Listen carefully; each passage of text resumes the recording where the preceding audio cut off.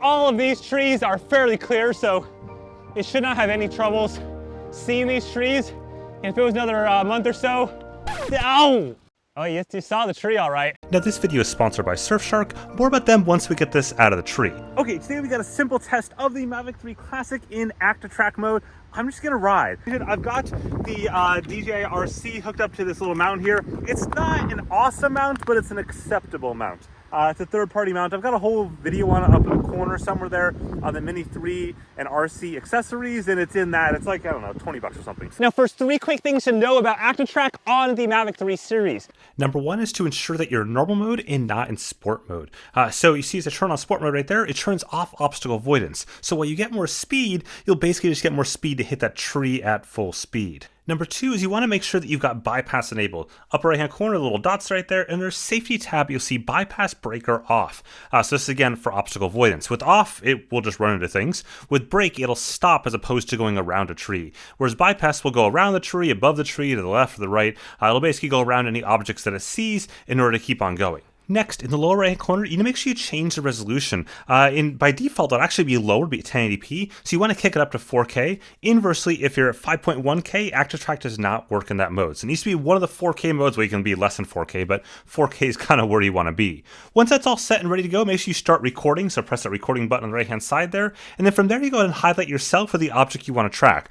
You can also tap on an object if it detects it as a person. I've highlighted myself, and you have 3 modes at the bottom: ActiveTrack, Spotlight, or POI. We're going with ActiveTrack, and once you do that, you'll basically be able to choose which direction you want to track from, the left, the right, the top, etc. We'll get into that more in just a second. Make sure you press that go button, the green go button, and then you're basically ready to roll. So with this voiceover done, let's try this all for real. Here we go. Highlight myself. Woo! I'm right there. There we go. ActiveTrack. Back. Yep. And let's go. Just see how this rolls. Hopefully the controller doesn't fall off my handlebars. That's the only part that's not super awesome here. Once we get to smoother ground, I'll pick up the pace a bunch, but I'm a little concerned about the controller, to be honest. Come on. And apparently my shoes, too, not clipping in. Just gonna hold the controller with my hand on the mount. It's mounted, but I don't trust it. Just a lot of bounces. You probably can't tell, this is actually gravel. It's not really asphalt at all. Not really, it's just simply not asphalt. There we go, now we transition to asphalt. Get shifted. Come on, pedal clip in. Pedal is displeased today. Time for some new cleats. Got a runner up ahead. We'll see which way she's going. She's going left. Cool, I will go right. Here we go. Smoothness. Okay. We're chugging along. Now, once we get up there, I have no idea my speed right now. I know its speed, but we're cruising. Got a little bit of a gap right here. It's got to kind of shoot the gap or go above. We'll see what it does. And now this is a good time to note, if you are finding this video interesting or useful, just go ahead and whack that like button down the bottom there, because it really does help with this video and the channel quite a bit. Whatever it wants here. Now it's set to track from behind me. You can see that option there. Once we get out here around this corner, I'm going to change it to the left, because it'll be a prettier shot, and we'll see how well that works. There we go. Just a second, I'll clear this. We'll set it off to the left. Here's some occasional warnings there. There we go, so I just simply tap myself and choose left. And that's it. And now it should go off to the left of me. I hear it catching up. Keep in mind, there's some winds here, but it's not too bad. It's relatively protected right now. Also, this bike is clearly too small for me. It's a loaner bike for testing some other stuff. That's all right. There we go. Now I can bring it down a bit in altitude using the sticks, just to kind of make it a more interesting angle. Still gonna keep tracking from that same side, but there we go. That's a cooler shot. Lower. Oh no, it doesn't like that. Come on, little buddy, catch back up again. Subject moving too fast. Come on. You can go 46, 43 miles an hour. I am not moving too fast for you on flat ground into a wind, a bit of a wind. There we go. Okay, now, this is where it's gonna get dicey. I'm gonna put it behind me again. I've got to go through this little cut through here, and I don't think it's gonna like this much. Follow leaves, I'm gonna slow down. I'm gonna like give it its best shot here. See what happens. Gonna follow me? Come on, little buddy, you can do it. Don't hit the trees, please. No, not that tree. Oh, you got it, you got it, you got it. Oh, nay. Bring the gimbal up, gimbal up. I'm here, I'm there, you can find me. Come on. I'll back up into your view. Oh, it's right there. Look at gimbal up. I'm up there. Straighten your gimbal out. See, there I am. Highlight me again. There we go. ActiveTrack. Go from behind.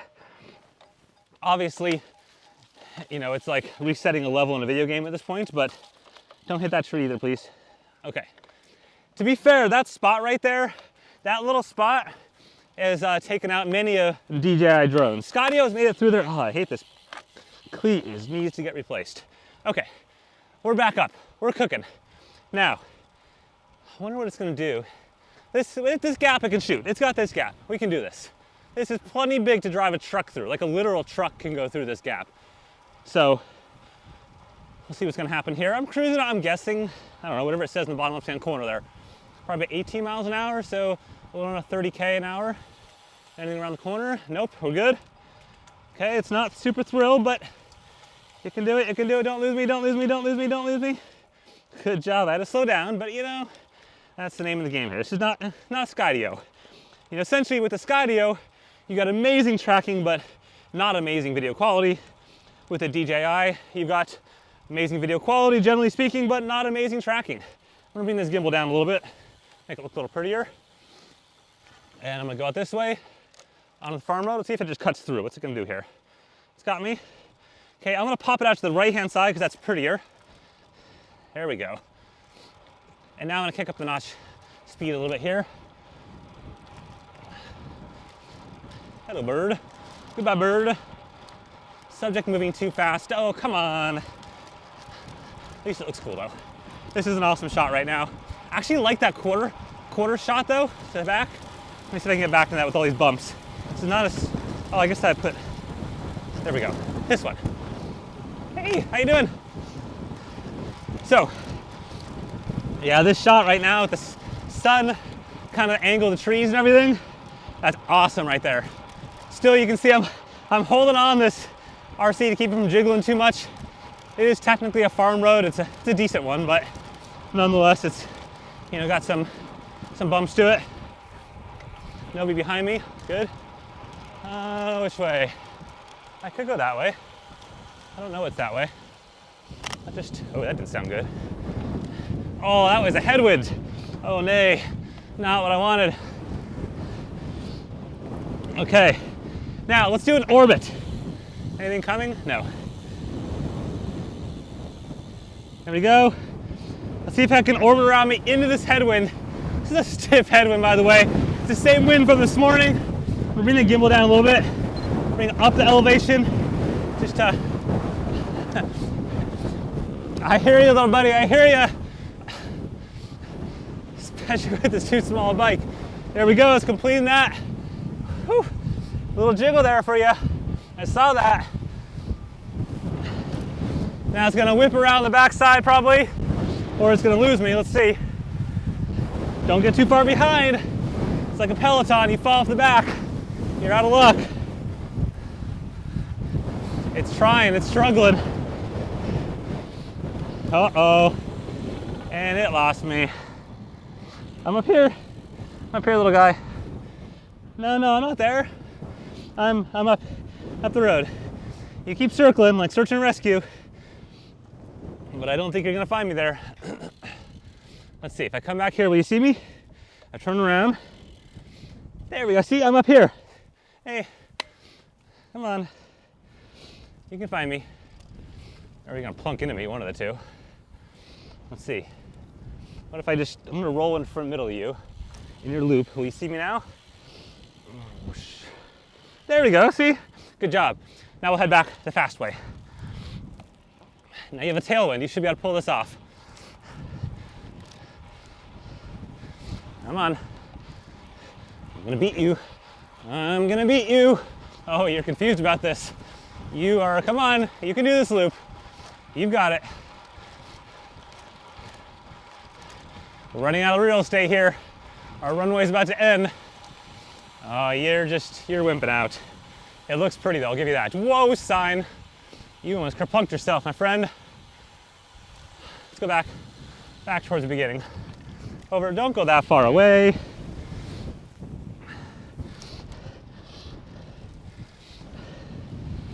Now this is dangerous territory, the orbit with the trees.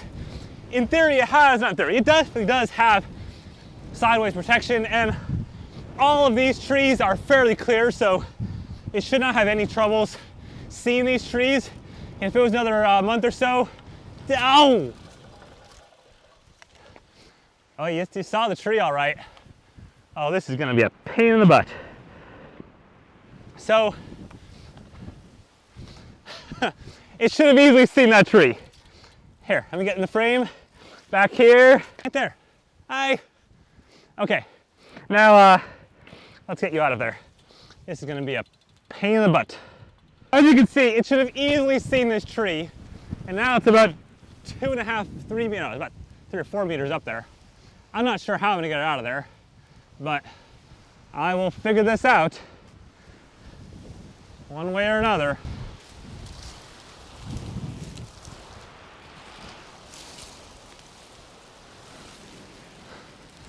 We're way up there, my friend.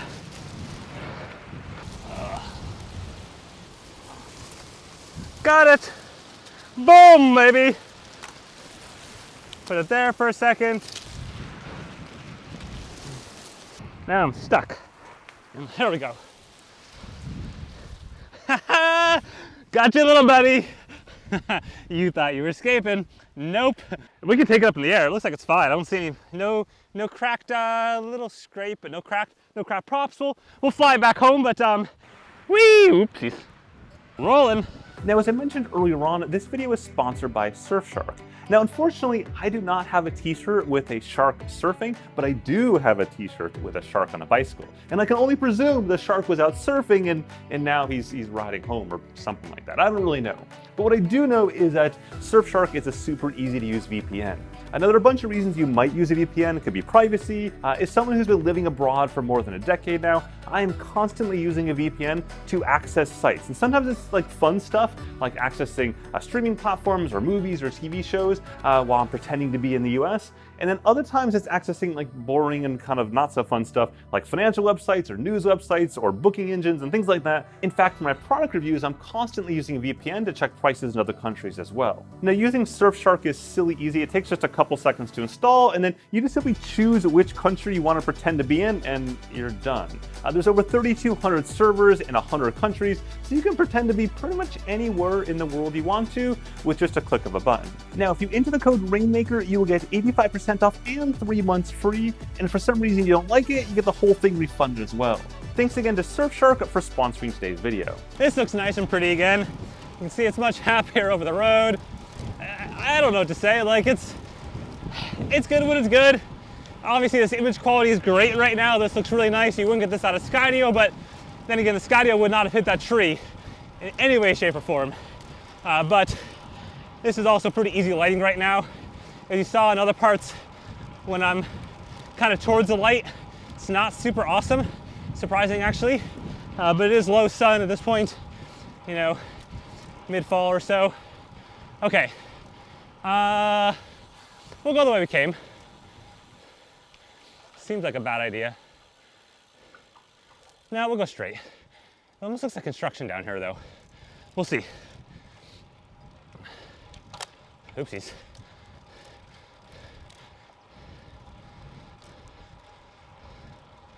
Trying to avoid any mud here, mostly so I don't fall. I normally do this fast, but with this mount on right now, it's just not awesome at all, like I said, and I just don't want it to snap off and then me to do something stupid at the last second to try to save it and then end up crashing.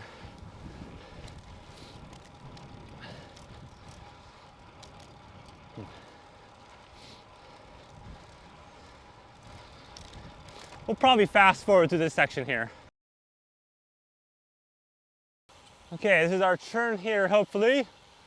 See if we got a clear shot all the way back to home.